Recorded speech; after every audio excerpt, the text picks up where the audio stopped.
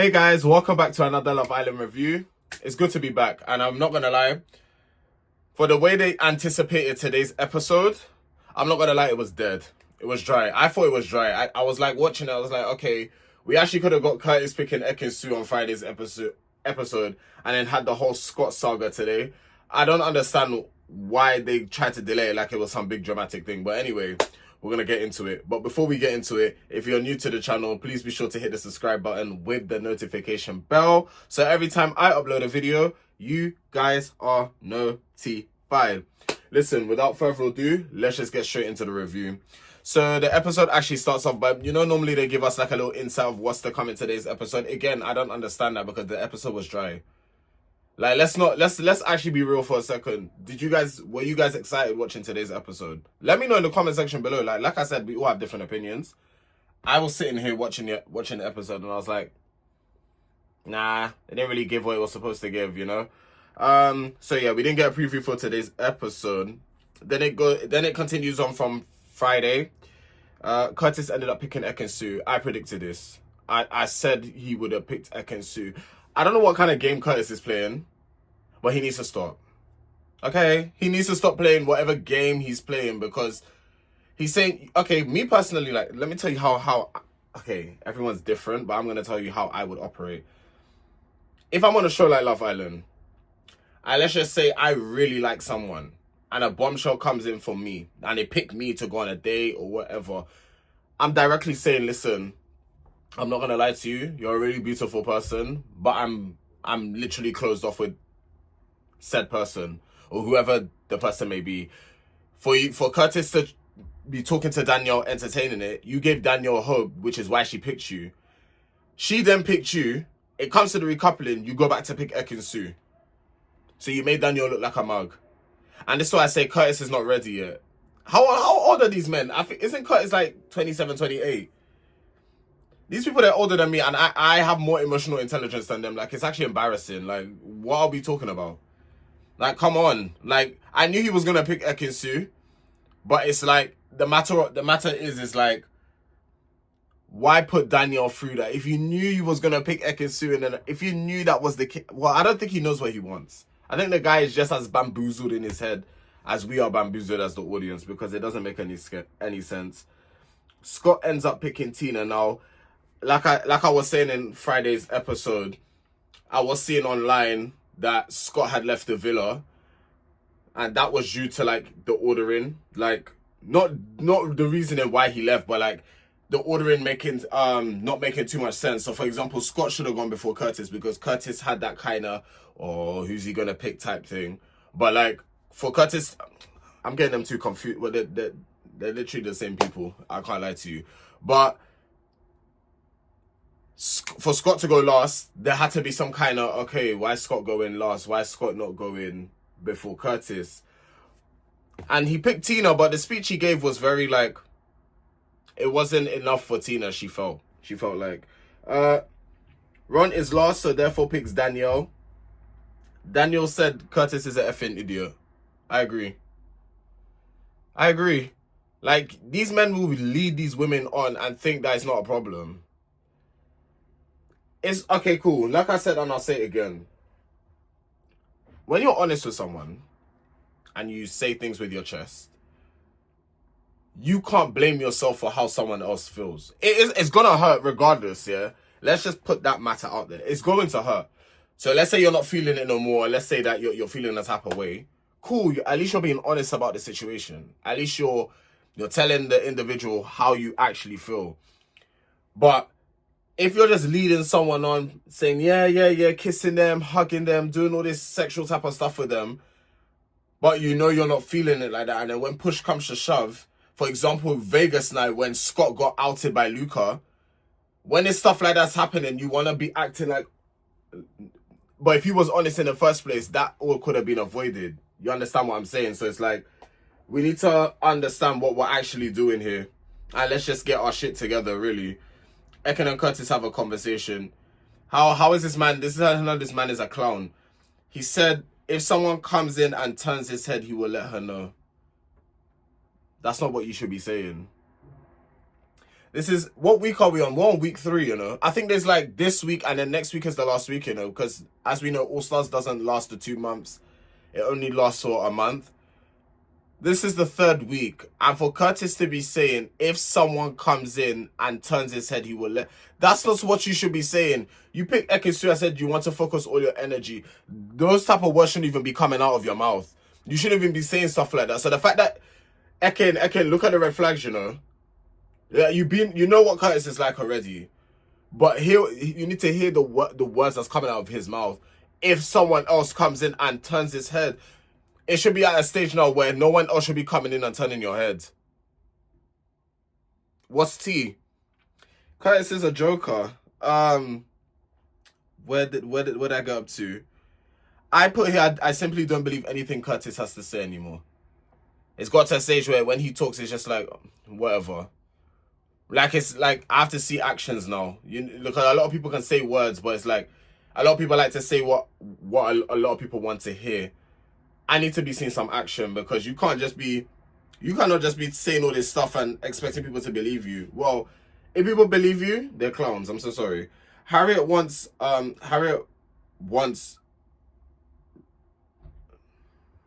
wait, hold on. Harriet wants... I think my spell check messed me up here. Let me try and figure out... Okay, Harriet cried when Ronnie mentioned how he showed... I can't speak. I don't know what's happening. It's because, like I said, yeah, watching the show and taking notes is very hard. So it's like when I'm trying to write notes, I'm quickly doing it. And the way this is... So what I believe I'm trying to say, when Ronnie mentioned in his speech that Harriet showed him how a relationship works, that's what made her cry. And I can't lie, Ronnie, the speech gave that it was very sweet and cute and demure, but I don't know if I buy it. I just don't know if I buy it. You're on standby at the moment. Ronnie, you're all lovey-dovey with Harriet now, but your track record, you're on standby. You're on standby. Curtis and Danielle have a conversation. Curtis, oh God. He apologizes to her for making her feel like shit. Take your apology and stick it where the sun don't shine, okay? He said he's going to focus his energy into Ekin. You should have said this before Danielle picked you. That's when you should have said all of this. But now you're deciding to say it. Okay. And I said Curtis led Danielle on for 3 days. Because he could have told her this information from when she came in and picked him for the sleepover in the hideaway. You could have said to her, I'm locked off with ekin-su. But you wanted to dibble-dabble. Then you saw how ekin-su really reacted and you were like, shit, you don't actually have control over the situation. What a lot of men like to have, they like to have control. And as bad as that sounds, it's facts. A lot of men, if they don't have control over the situation, they think, shit, like, I thought she was into me like that, but she's not. Ekin is not one of those women. Like, I'm so sorry. Like, she's not going to fall head over heels over a few things that you say. Like, you mess up, she will leave. Like, remember, she's been cheated on, I think, twice or 3 times. Don't account me for the number, but she's been cheated on a few times. So her barriers are going to be up. And the minute something doesn't seem right to her, she will bounce. But from the looks of it, I don't know. I don't know what's happening here, man. Ekin and Curtis there's a very weird dynamic going on here. And also, Curtis also said something. I forgot to write it down. He tried to give relationship advice. To Danielle. And Danielle was like, I don't want your relationship advice. You have no right to be telling me what I should and should not be doing with Ron. And quite frankly, she's right. Curtis, you're the last person to be giving anybody advice. I'm so sorry. You've now lost that privilege. You can't be giving anybody advice. But people in there will still probably listen to you for whatever reason. I don't know. Tina and Gabby then have a conversation. Tina said his speech could have been more. And she has doubt about the situation. Scott feels like there is no progression. Now, obviously, we know what happens in the episode. But I'm sorry. Scott had to go. And everyone's crying, yeah. And I'm just watching everyone crying. And in my head, I promise you, I'm not heartless. I promise you. But I'm just like, yeah, good riddance. Because he done this BS with India. And now these are 2 women's time and energy you've wasted. Now I can understand if you're getting to know someone and it's not going in the direction you had hoped for. We're human, it's normal. Not everything is going to go in our favor. That's life. But the minute you feel that is the minute you should open your mouth and say something. Not wait for a week. Tina's been with you for 2 weeks. 2 weeks. And that's how you play her. Scott, you're actually a grown man, you know. And I said, Scott, you're still not being honest because you're talking to the boys before you're talking to Tina. This is what I'm saying. I understand you want to confide in your friends. I get it. Confide in your friends as much as you want. But you also, I feel like before you confide in friends, you need to confide in the person that you're in a couple with or a relationship with. I feel like they come first in that kind of situation. And then you go to your friends. Just be like, oh, by the way, I said this and that. Do you think I was right? That's when you can go back and, you know. But friends shouldn't be your spokesperson in these type of situations. Everybody needs to start thinking for themselves. And I feel like in certain situations, I'm sorry, I'm getting text messages, and that's why I need to put my phone's on do not disturb. Why am I still getting a notification? Anyway, I will have to reply to my friend afterwards. I've lost where I am. I hate when this happens. Where was I? Yeah, Scott's just not being honest about this situation. Sorry guys, I lost my. You see, when I get a text, I get real distracted, and my phone is on do not disturb. But it's like, I don't know. I feel like I've got certain people. You know, when you have the setting where you can have certain people that you can receive notifications from in case of an emergency. So yeah, Omar and Catherine then have a conversation. Omar wants to continue things with her, and from the initial spark they had, he wants it to grow.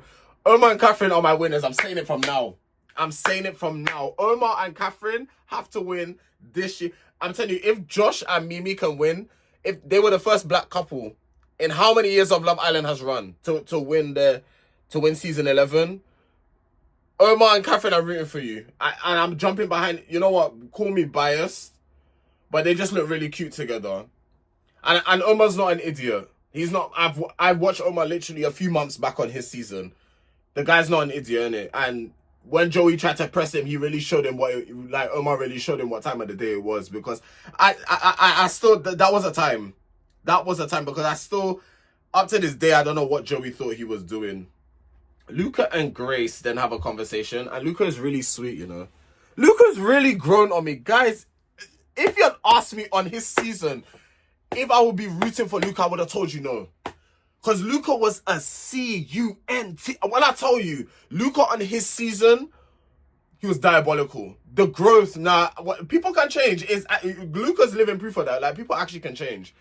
Luca's grown on me so much. Like, he's actually talking about his feelings. He's confiding in Grace. Like, I want Catherine and Omar to win, but I wouldn't mind if Grace and Luca had won too. I actually wouldn't mind if they won, because they're really sweet and cute together. They both have basically... In other words, they haven't said closed off, but in other words, closed off, because they said they're putting all their energy into each other. So in my head, that's closed off, but they haven't said those words. So they're playing it smart, because just in case, God forbid, something does happen and someone else comes in, they can say, well, actually, I didn't say I was closed off. People think they're slick, but hopefully it doesn't get to that. Scott and Tina have a conversation. Scott says something is holding him back. He wants to be with her, but like something's holding him back. Scott, I mean this with the utmost respect, man. Like, people think I'm being shady, but I promise you I'm not being shady. When you land back in the UK, you're probably already back in the UK, because this episode aired today and this announcement was since last week. Go to a therapist. Go and unlock whatever is trapped inside of you, because us as humans, we go through a lot. I don't know about your past, so I'm not going to speak too tough. But all I'm going to say is therapy helps a lot of people. And trust me, I'm giving advice about therapy, but I've never sat in front of a therapist myself. But I feel like, me personally, I don't really need it. But then again, I say all humans need therapy. Therapy don't hurt nobody. So that's just me. But yeah, Scott, with the utmost respect, please go. Then I'm telling you, you'll start to see an improvement. Honestly, Tina, I'm not gonna lie, sweetie. From when Luca said what he said, you should have ran away from then. Vegas night, when Luca told you how Scott was really feeling, you should have exited stage left. Because it was a thing where it's like, if I hear something like that, and I confront the person and it turns out to be true, first of all, how Luca done it, we all know was wrong. How he done it. But what Luca said, he wasn't lying. He spilled the tea. And I was all here for it. And like I said, Luca wasn't wrong in that situation. How he went about it, maybe. Because Tina got caught in the crossfire. But you should have took it at that chance to say, you know what, I'm done. And I'm going to get onto Scott a little bit. Because Scott said something where he was like, oh, when I said what I said to Tina, you know, she could have used that as an opportunity to... Nah, this is what I hate. Scott, I'm going to get into you. Scott wants to give it to her, but he's at the point where he feels like he can't give it to her no more. Just wasting people's time. Elma said to Scott, basically, you need to leave, basically. Like, and what is irritating is Kaz could have been saved. Out of, who went home? It was Kaz, Montel, and, Kaz, Montel, and Naz, yeah? All three of them got sent home. They saved Tina because of what Scott and Tina had. Scott knew all this time that ish wasn't happening. So we could have still had Kaz on our screen. And I would have preferred to see Kaz because Kaz actually was giving us content. Kaz was giving us... She has personality. I've always said that about Kaz. I'm like, she may have been coming across a bit desperate now. But she was giving us that content. She was giving us that... Let me tune in because Kaz might give us a little... Like, I was excited to watch her. I'm so sorry. I mean this again with the utmost respect. Tina's not really giving me much. And maybe that's just how she is as a person, and that's fine. But for entertainment purposes, I want a bit of, you know... The reason why the girls are annoyed at Scott is because it's the same pattern with him. Like I said, India... That's why probably India's kept you in the friend zone for so many years. Because of this nonsense. And from time I heard that you was in a situationship for 16 months with a lady, Scott is giving pattern. Like, there's a constant pattern here. That's what I'm saying, you need therapy. Because something's not clicking. I don't know what it is. I don't know if you have trust issues. I don't know if someone's broken your heart in the past. I don't know if you're trying to still figure yourself out. But you need some kind of help. You do. If you want to build a future with somebody, you need to see someone. Otherwise, you're just going to be continuing to hurt people. Tina and Curtis have a conversation. Any piece of advice, Tina, that you receive from Curtis, make sure it goes in this ear and comes out the next one. Because what are we talking about? That's the last person that you want to speak to. Elma and Luca have a conversation, and Elma is pissed off because they sent home Kaz, and Kaz being Elma's long time good friend, she feels like she betrayed Kaz. And then Scott comes over to join the conversation, and Elma basically just tells him like, this is the reason this is why I feel how I feel. Ron and Danielle then have a conversation. She says she's avoiding Curtis. She doesn't want to talk to him. She tells Ron how Curtis tried to give relationship advice to her. Scott pulls Luca for a chat. Scott is telling Luca that he's going to leave the villa. Scott gathers everyone and tells them that he's leaving, and then everyone's crying and stuff like that. And like I said, I promise you I'm not heartless, but I was just watching it like, it's about damn time. You made the right choice, Scott. And it's good for you. You could find yourself on the outside, and you could actually... Self-discovery is a thing. It's actually a thing. Like, you can find yourself on the outside. You could work on yourself. I always tell people the best type of... If you don't love yourself, you can't give that love to other people. That's what I always say. You have to love yourself first in order for you to give that love to other people. And there's something blocking that. So, yeah. Scott and Tina talk. He reassures her that it wasn't her fault and that he has his own shit to sort out. And then we get a preview for tomorrow night's episode, and it's the heart rate challenge. Now, we all know every time there's a heart rate challenge, there's some drama with it because certain people's heart rate goes up for certain other people that it shouldn't go up. But guys, come on, let's be real. If you're doing sexy things in front of people, of course your heart is gonna be boom, boom, boom, boom, boom. So yeah, I guess we gotta wait till tomorrow to see the drama unfold. But guys, if you have enjoyed, please be sure to hit the like button with the notification bell on, so every time I upload, you guys are notified. I am on the road to 10,000 subscribers. And with the help with you beautiful people, I know we can get there by the end of the year. Mark it on the wall tenfold. We can get there. With the help of God as well, we can get there. Guys, it's been your boy Tarek, and I'll see you for tomorrow's video. Take care.